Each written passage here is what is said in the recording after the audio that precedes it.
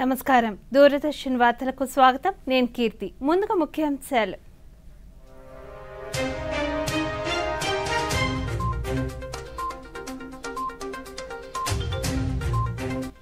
ఢిల్లీలో పర్యటిస్తున్న ముఖ్యమంత్రి చంద్రబాబు నాయుడు మిర్చి రైతులను ఆదుకోవాలని కేంద్రానికి వినతి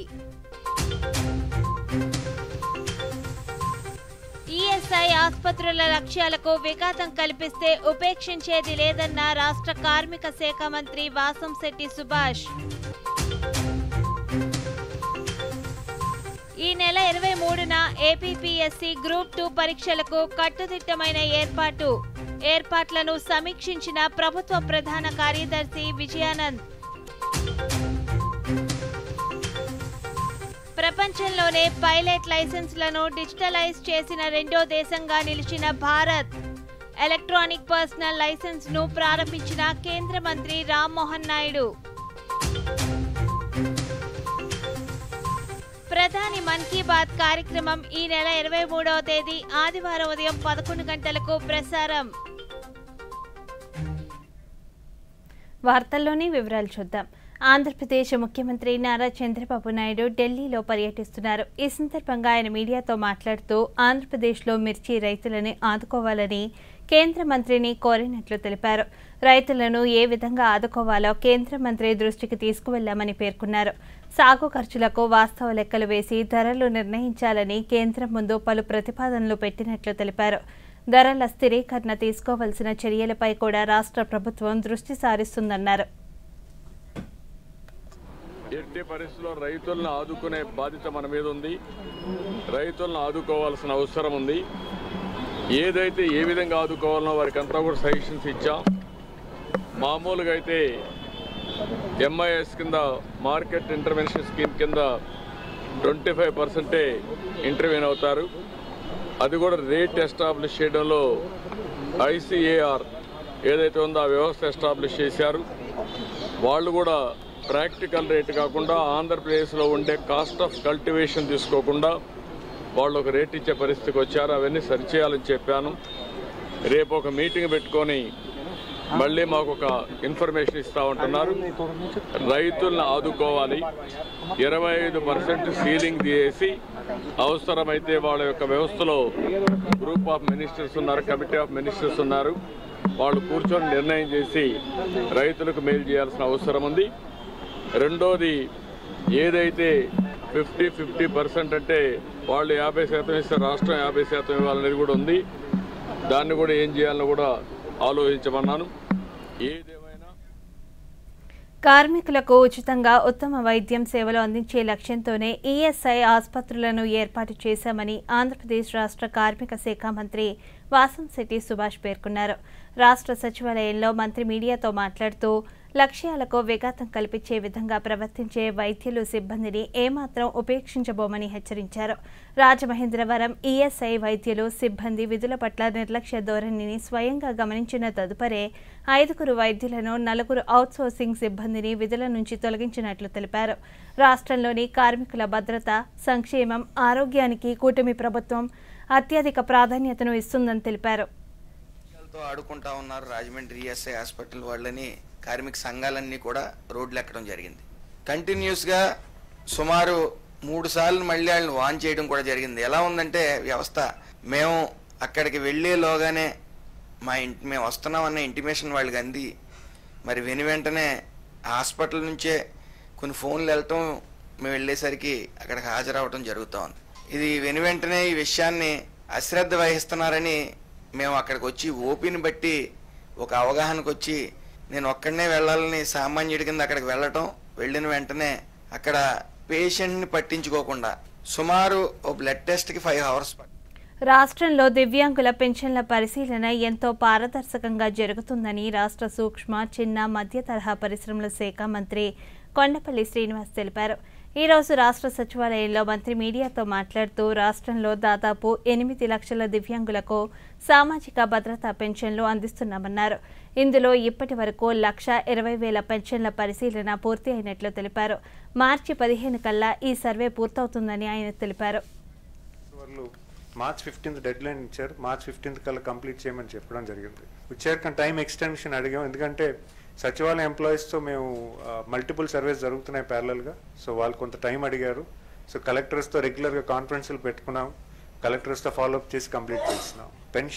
పెన్షనల్ వెరిఫికేషన్ జరుగుతుంది. డిజేబిలిటీ పెన్షన్ అనేది వెరిఫై చేస్తున్నారు అంతే. అంటే చాలా ఎక్కువ నెంబర్ ఉంది, సుమారు 8 లక్షల పైన ఉన్నాయి. సో ఇప్పటికి సుమారు 1,20,000 వరకు వెరిఫై చేయడం జరిగింది. అంటే వెరిఫికేషన్ కూడా మేము ప్రెజర్ చేయట్లేదు, చాలా చాలా స్లోగా స్టడీగా వెరిఫికేషన్ జాగ్రత్తలు తీసుకొని మరి వెరిఫై చేస్తున్నారు. సో ఫిర్యాదులు ఖచ్చితంగా వెరిఫై చేస్తున్నాము. అంటే ఫిర్యాదులు మా ఆఫీస్కి వచ్చినవి వెరిఫై చేయమని చెప్తున్నాము. అంటే యాక్చువల్గా ప్రాసెస్లో కూడా వెరీ రూల్ పొజిషన్ ఏదైతే ఉందో కొత్తగా మేము రూల్స్ ఫార్ములేట్ చేయలేదు. ఈ నెల 23వ తేదీన నిర్వహించనున్న ఏపీపీఎస్సీ గ్రూప్ 2 మెయిన్స్ రాత పరీక్షలకు కట్టుదిట్టమైన ఏర్పాట్లు చేస్తున్నట్లు ఆంధ్రప్రదేశ్ ప్రభుత్వ ప్రధాన కార్యదర్శి విజయానంద్ తెలిపారు. పరీక్షల నిర్వహణపై ఈరోజు రాష్ట్ర సచివాలయంలో ఏపీపీఎస్సీ చైర్మన్ ఏ అనురాధతో కలిసి ఆయన అధికారులతో సమీక్షించారు. ఈ సందర్భంగా ఆయన మాట్లాడుతూ పరీక్షల నిర్వహణలో ఎలాంటి అవాంఛనీయ సంఘటనలకు ఆస్కారం లేకుండా అన్ని పరీక్షా కేంద్రాల వద్ద కట్టుదిట్టమైన బందోబస్తుతో పాటు ఇతర ఏర్పాట్లను చేయాలని కలెక్టర్లు, ఎస్పీలను ఆదేశించారు. 13 పాత జిల్లా కేంద్రాల్లోని 175 పరీక్షా కేంద్రాల్లో ఈ పరీక్షలను నిర్వహించనున్నట్లు తెలిపారు.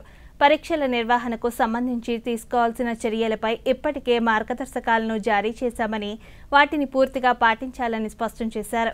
ఈ పరీక్షలకు 92,250 మంది అభ్యర్థులు హాజరు కానున్నారని పేర్కొన్నారు. పరీక్షల నిర్వహణకు సంబంధించి సామాజిక మాధ్యమంలో ఎక్కడైనా ఎవరైనా వదంతులు, నకిలీ వార్తలు ప్రసారం చేసినా లేదా సర్క్యులేట్ చేసినా వెంటనే విచారణ చేసి వారిపై కఠిన చర్యలు తీసుకోవాలని విజయానంద్ అధికారులకు స్పష్టం చేశారు.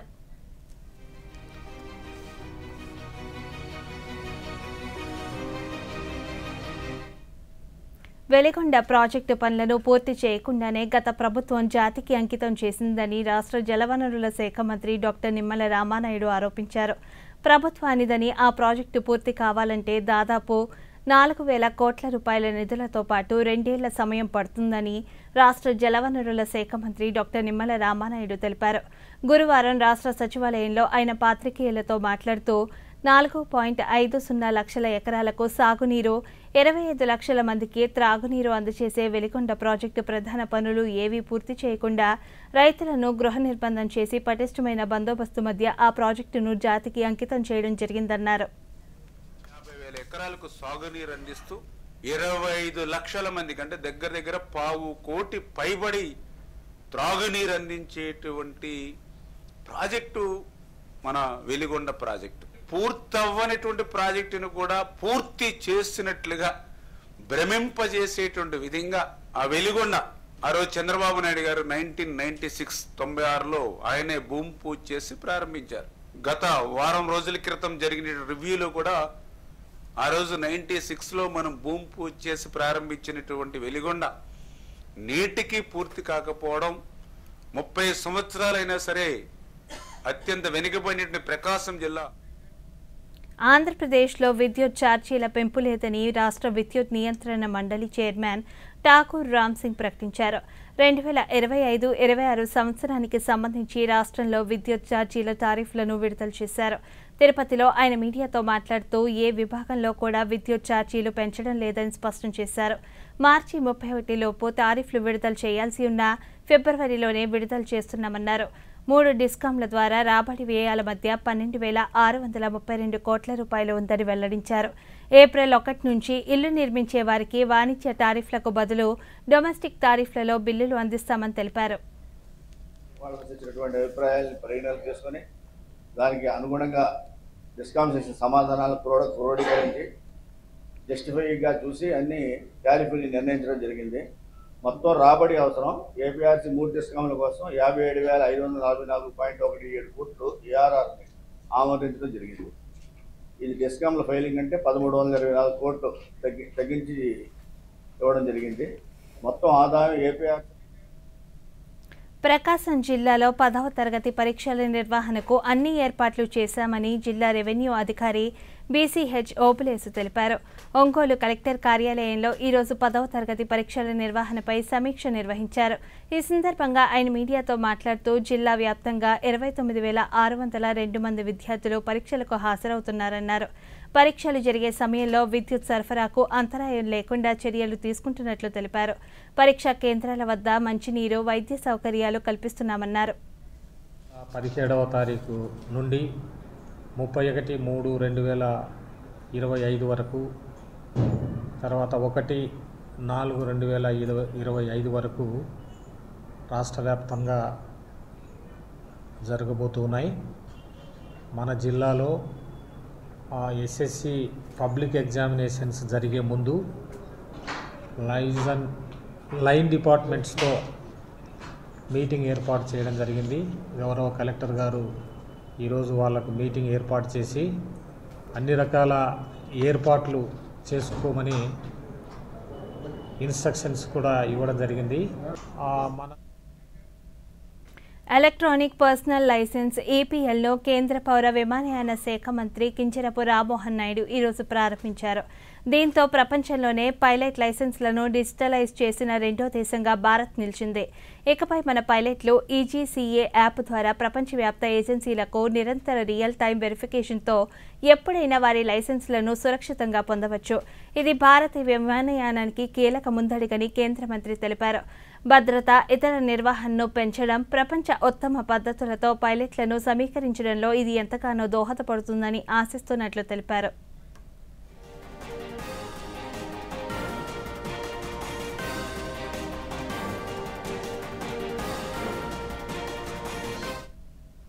రాజమహేంద్రవరంలోని ఆదికవి నన్నయ్య విశ్వవిద్యాలయ ఉపకులపతిగా ప్రొఫెసర్ ఎస్ ప్రసన్నశ్రీ ఈరోజు బాధ్యతలు స్వీకరించారు. తొలుత విశ్వవిద్యాలయంలోని నన్నయ్య, అంబేద్కర్ విగ్రహాలకు పూలమాలలు వేసి ఘనంగా నివాళులర్పించారు. ఉపకులపతిగా బాధ్యతలు స్వీకరించిన ఆమెకు సిబ్బంది, వివిధ కళాశాలలకు చెందిన పలువురు అభినందనలు తెలిపారు. ఈ సందర్భంగా ప్రొఫెసర్ ప్రసన్నశ్రీ దూరదర్శన్తో మాట్లాడుతూ విశ్వవిద్యాలయ అభివృద్ధితో పాటు విద్యా ప్రమాణాలు మరింత పెంపొందించేందుకు తన వంతు కృషి చేస్తానన్నారు. మీద ఎంత నమ్మకం పెట్టుకొని రాష్ట్రంలో మొట్టమొదటి గిరిజన మహిళగా నన్ను ఈ పెడెస్టల్ మీద కూర్చోబెట్టినటువంటి గౌరవనీయులు, పెద్దలు, విజనరీ లీడర్ నారా చంద్రబాబు గారికి thank you sir. And all those wonderful souls. నా ఈ జర్నీని ఇక్కడ వరకు తీసుకురావడానికి ఎంతమంది మీ టైంని వెచ్చించారో ఐ డోంట్ నో. ఢిల్లీలో అనేక నూతన మార్పులు రాబోతున్నాయని ఆంధ్రప్రదేశ్ ముఖ్యమంత్రి నారా చంద్రబాబు నాయుడు పేర్కొన్నారు. ఢిల్లీ ముఖ్యమంత్రి రేఖా గుప్తా ప్రమాణ స్వీకారోత్సవం సందర్భంగా ఆయన మీడియాతో మాట్లాడుతూ ఢిల్లీలో కొత్త మార్పును మనం చూడబోతున్నామని తెలిపారు. ఇప్పటి నుండి భిన్నమైన ఢిల్లీగా కూడా ఉంటుందని, అంతేకాక అసాధారణ పనితీరు కూడా ఉంటుందని పేర్కొన్నారు. దేశంలో ప్రతి పౌరుడు గర్విస్తారని తెలిపారు. We are going to see new change in Delhi, and also Delhi will be different Delhi from now on. Not only smoothly, extraordinary performance. Every citizen of this country will be proud of it. Today I am telling you, only wealth has to be created. వార్తల్లో చిన్న విరామం. Hi ma'am, మళ్ళీ షాపింగా? మాయా, మీరు దీన్ని గారాబం చేసేశారు. Limit గా చేస్తే ఏది చెడ్డది కాదు. లిమిట్ లేకుండా షాపింగ్ చేస్తుంది మీ కార్డ్ తో యాడ్ ఆన్ కరా. నేనైతే కార్డుకి లిమిట్ సెట్ చేసేసాను. దానివల్ల లాభం ఏంటంటే రిస్క్ తగ్గిపోతుంది. అంతేకాక ఫ్రాడ్ జరిగినా కూడా వెంటనే బ్యాంక్ చెప్పండి, నష్టం తక్కువ. నెక్స్ట్ టైం ఈ pink dress. You are the limit. Limit మాత్రం సెట్టే. ఆర్బీఐ ఉంటుంది, విషయాలు తెలుసుకోండి, జాగరూకంగా ఉండండి. వినండి, ఒక మంచి ఇన్సూరెన్స్ పాలసీ ఏఐని అడుగుదాం. ఒక మంచి పాలసీ అంటే దాంట్లో ప్రీమియం పేమెంట్ ఉండాలి, లిమిటెడ్, కానీ ఇన్కమ్ లైఫ్ టైం వచ్చేది. ఎల్ఐసి యొక్క Jeevan Utsav. Wow, life time celebration చేసుకోండి. ఎల్ఐసి యొక్క జీవనోత్సవ్ తో ఫ్యూచర్ సెట్ అవుతుంది. जन जन का रखे ध्यान, टीबी मुक्त भारत अभियान. इस अभियान का नारा टीबी संबंधित भेदभाव को मिटाओ, देश को टीबी मुक्त बनाओ। एक्टिव टीबी रोगी के करीबी संपर्क में आने से टीबी फैल सकता है, लेकिन नियमित उपचार शुरू होते ही टीबी रोगी से दूसरों में बीमारी का संक्रमण बंद हो जाता है। यहाँ तक कि सिर्फ हाथ मिलाने या टीबी रोगी के साथ समय बिताने से टीबी नहीं फैलता। तो बताइए आप, जब टीबी की जांच और उपचार है आसान, तो डर या भेदभाव की कैसी बात? ना शर्माना, ना घबराना, टीबी की जांच करवाना। टीबी के लक्षण होने पर तुरंत अपने नजदीकी निजी या सरकारी अस्पताल या आयुष्मान आरोग्य मंदिर में जाएं। इस संदेश को औरों तक पहुंचाकर आइए टीबी को जड़ से मिटाएं। हमें इन मरीजों को ज्यादा से ज्यादा जागरूक करने पर भी उतना ही ध्यान देना होगा। डाउनलोड करें टीबी आरोग्य साथी ऐप। स्वास्थ्य एवं परिवार कल्याण मंत्रालय द्वारा जनहित में जारी। వార్తలకు తిరిగి స్వాగతం. సామాజిక మాధ్యమాలు, మొబైల్స్ కంటే ముద్రితంగా లభించే పుస్తకాలలో చదివే అంశాలు బాగా గుర్తుంటాయని ప్రముఖ రచయిత శ్రీ వెంకటేశ్వర విశ్వవిద్యాలయం పూర్వ ఉపాధ్యక్షులు ఆచార్య కొలకలూరి ఇనాక్ పేర్కొన్నారు.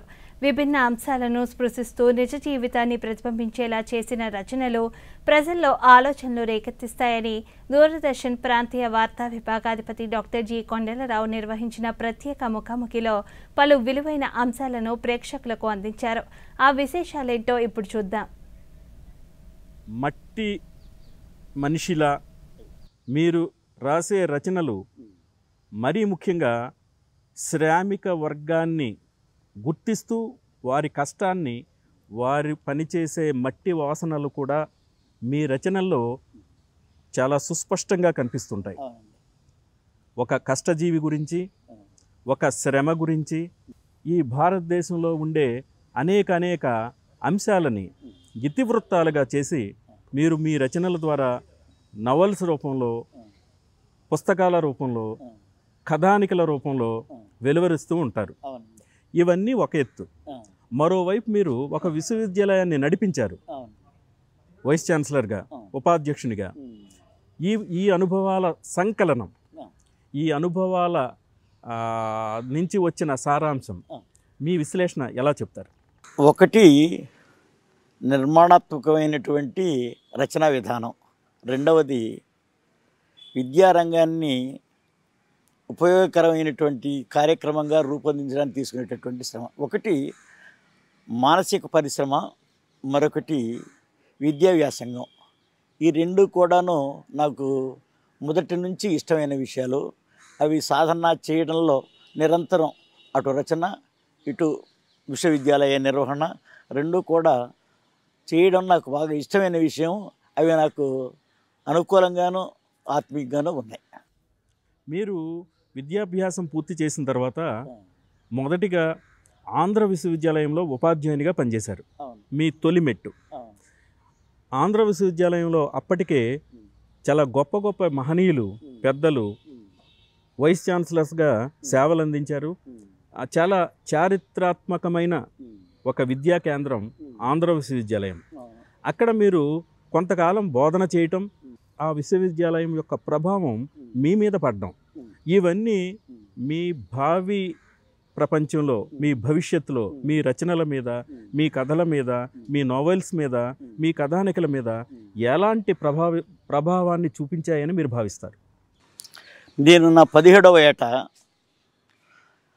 ఆంధ్ర విశ్వవిద్యాలయంలో తెలుగు శాఖలో విద్యార్థిగా చేరా. అది విశాఖపట్నం. అక్కడ చాలా అద్భుతమైనటువంటి కథా రచయితలు, నవలలు రాసేవాళ్ళు, నాటకాలు రాసేవాళ్ళు, పరిశోధనలు చేసేవాళ్ళు ఉండేవాళ్ళు. విశ్వవిద్యాలయంలో నిరంతరం వ్యాసాలు, పరిశోధనలు చేసేటటువంటి ఆత్మీయులు ఉండేవాళ్ళు. ఈ విధంగా గొప్ప వాతావరణం అక్కడ నాకు బాగా సహాయం చేసింది. నేను 3 సంవత్సరాలు చదువుకున్నాను.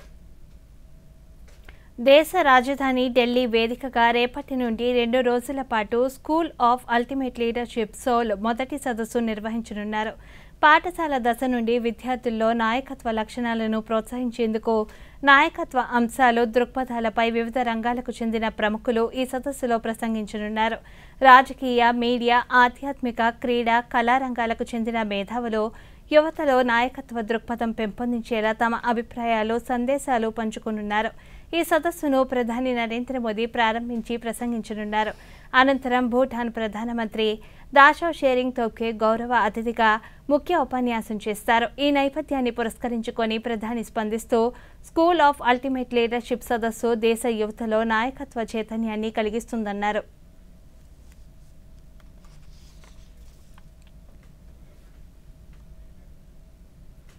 రాష్ట్రంలో మినుము పంట విస్తీర్ణం ఉత్పత్తి పెంపొందించేలా శాస్త్రవేత్తలు కృషి చేయాలని వ్యవసాయ సంచాలకులు ఎస్ ఢిల్లీరావు అన్నారు. రాష్ట్ర వ్యవసాయ శాఖ ఆధ్వర్యంలో విజయవాడలో ఈరోజు నిర్వహించిన వర్క్షాప్లో ఆయన మాట్లాడుతూ అపరాల సాగులో మినుము ప్రధాన పంటగా ఉందని, మినుము సాగు లాభదాయకంగా ఉండేలా కొత్త వంగడాలను రూపొందించి క్షేత్రస్థాయిలో రైతులకు అందించాలన్నారు.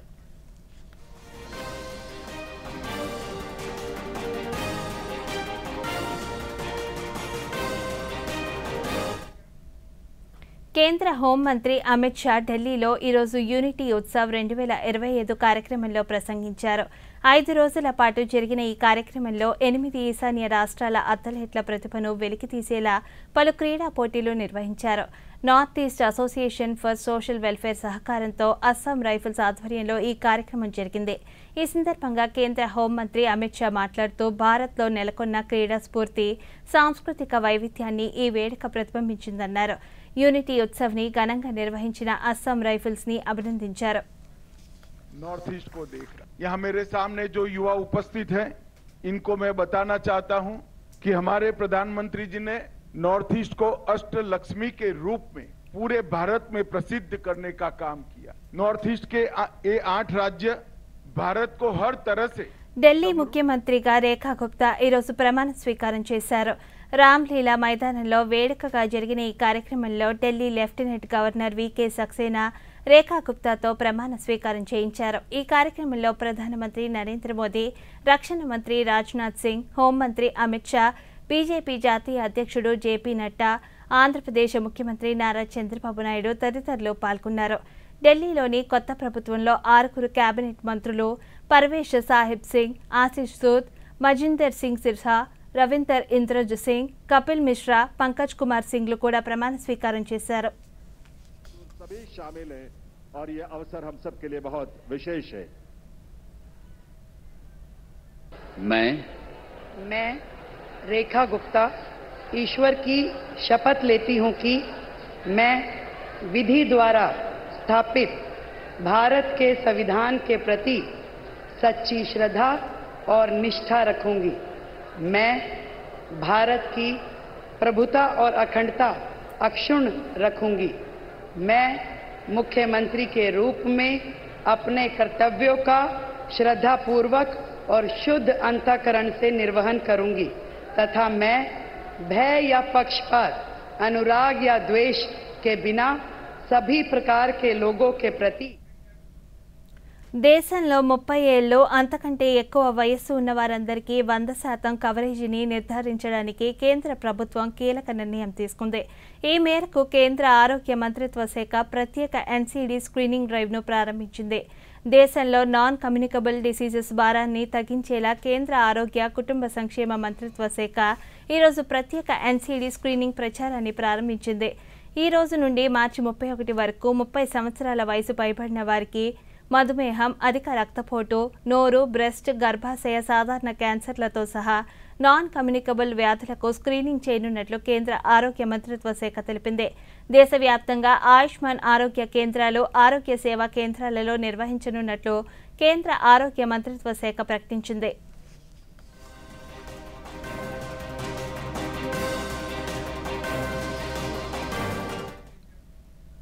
ఉత్తరప్రదేశ్లోని ప్రయాగ్రాజ్ మహాకుంభమేళాకు భక్తుల రద్దీ కొనసాగుతుంది. ఇప్పటి వరకు 56,64,00,000 మందికి పైగా భక్తులు పవిత్ర సంగమంలో పుణ్యస్నానాలు ఆచరించారు. రద్దీకి తగ్గట్లు అధికారులు ఏర్పాట్లు చేశారు. కుంభమేళా ఈ నెల 26తో ముగియనుండడంతో ప్రపంచ నలుమూలల నుండి పెద్ద ఎత్తున ప్రజలు తరలివస్తున్నారు.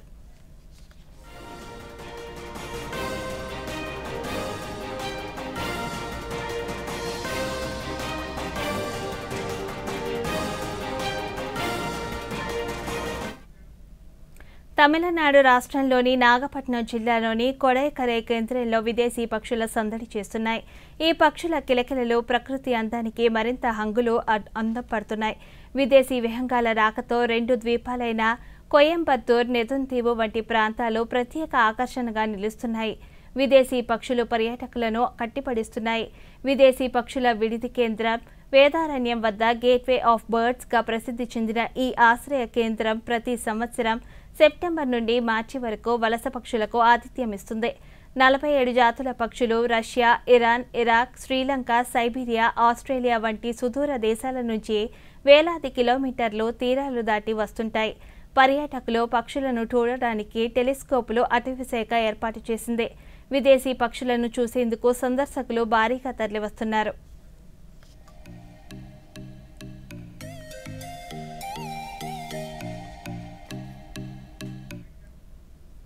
హిమాచల్ ప్రదేశ్లోని పర్యాటక నగరం మనాలి పరిసర ప్రాంతాల్లో వాతావరణం ఒక్కసారిగా మారింది. గత అర్ధరాత్రి నుండి మంచు కురుస్తుంది. దీంతో చాలా కాలం తర్వాత ప్రజలు ఉపశమనం పొందారు. మనాలిలోని సోలంగ్ నాలాలో మంచు కురుస్తుంది. దీని కారణంగా లోయలో ఉష్ణోగ్రత కూడా గణనీయంగా తగ్గాయి. మనాలి నుండి పర్యాటకులు మంచు కురుస్తున్న దృశ్యాన్ని చూసేందుకు సోలాంగ్ నాలాకు వెళ్తున్నారు. పర్యాటకులు తరలివస్తున్న నేపథ్యంలో పోలీసులు వివిధ ప్రదేశాల్లో సిబ్బందిని మోహరించారు. సోలాంగ్ నాలా వరకు ప్రస్తుతం వాహనాలను అనుమతిస్తున్నారు. పెద్ద సంఖ్యలో వస్తున్న పర్యాటకులు ఎంతో సంతోషం వ్యక్తం చేస్తున్నారు. ఫిబ్రవరి నెలలో ఈ హిమపాతం ప్రతి ఒక్కరికి ఎంతో ప్రయోజనం చేకూరుస్తుందని భావిస్తారు. మంచును చూసేందుకు మనాలికి వచ్చామని పర్యాటకులు చెబుతున్నారు. ఇక్కడి దృశ్యాలు చాలా అందంగా ఉన్నాయని, ఈ హిమపాతం కోసం చాలా కాలంగా ఎదురు చూస్తున్నామని తెలిపారు. यहाँ पे जो राइडर हैं, जो भी काम करने वाले हैं, उनके चेहरे पे ना मैंने एक मुस्कुराहट देखी है कि उन लोगों को एक लग रहा है कि सूखा पड़ा था. सब लोग कहते हैं कि జమ్మూ కాశ్మీర్లో మరోసారి భారీగా మంచు కురుస్తుండటంతో జనజీవనం స్తంభించింది. ఉత్తర కాశ్మీర్లోని గురేజ్ లోయలో కుప్వారా జిల్లాలో తాజాగా మంచు కురుస్తుంది. మంచు కారణంగా జిల్లాలోని సాత్నా, మచ్చల్, కేరాన్ మార్గాలు మూసివేశారు. మచ్చల్, ఫర్గియాంటా ప్రాంతాల్లో దాదాపు 6.6 అంగుళాల వరకు హిమపాతం నమోదైంది. ప్రజా భద్రత దృష్ట్యా ముందు జాగ్రత్తగా ఈ ప్రాంతాల్లో ట్రాఫిక్ను నిలిపివేశారు. ఉత్తర కాశ్మీర్లోని గురేజ్ లోయలో బందీపోరా జిల్లాలో ఈరోజు భారీగా మంచు కురుస్తుంది. కీలకమైన పర్వత మార్గమైన రస్తాన్ టాప్లో మంచు కారణంగా రహదారులు మూతపడ్డాయి. లోయకు కీలకమైన లింక్ అయిన బందీపోరా గురేజ్ రహదారిపై గత 3 రోజులుగా భారీ మంచు పేరుకుపోవడం, ప్రతికూల వాతావరణ పరిస్థితుల కారణంగా అన్ని రకాల వాహనాల రాకపోకలను నిలిపివేశారు. భారీగా మంచు కురుస్తుండటంతో శీతాకాలపు చలి మరింత పెరగడంతో జనజీవనం స్తంభించింది. అధికారులు పరిస్థితిని నిశితంగా పర్యవేక్షిస్తున్నారు. ప్రజలు బయటకు వచ్చేటప్పుడు అవసరమైన జాగ్రత్తలు తీసుకోవాలని సూచించారు.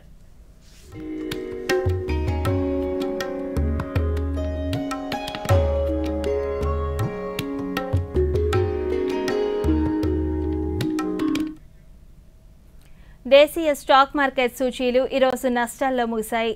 అంతర్జాతీయ మార్కెట్ల నుంచి ప్రతికూల సంకేతాలతో ఉదయం నష్టాల్లో ప్రారంభమైన సూచీలు రోజంతా అదే ఒరవడి కొనసాగించాయి. దీంతో వరుసగా 3వ రోజు నష్టాల్లో ముగిశాయి. ఈ ఉదయం 75,672 పాయింట్ల వద్ద నష్టాల్లో ప్రారంభమైన సెన్సెక్స్ రోజంతా అదే ఒరవడి కొనసాగించింది. ఇంట్రాడేలో 75,463 పాయింట్ల వద్ద కనిష్టాన్ని తాకిన సూచీ చివరికి 203 పాయింట్ల నష్టంతో 75,735 వద్ద ముగిసింది. నిఫ్టీ 19 పాయింట్ల నష్టంతో 22,913 వద్ద స్థిరపడింది. డాలర్తో రూపాయి మారకం విలువ ₹86.65గా నమోదైంది.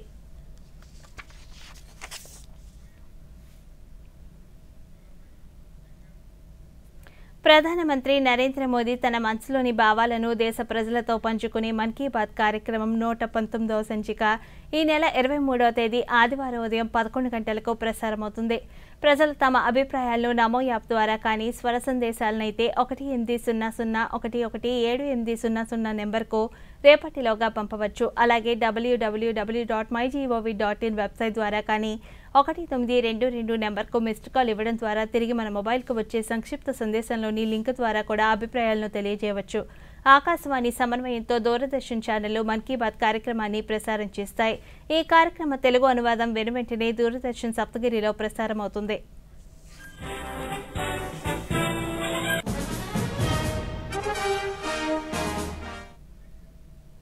ఈ వార్తలు ఇంతతో సమాప్తం. నమస్కారం.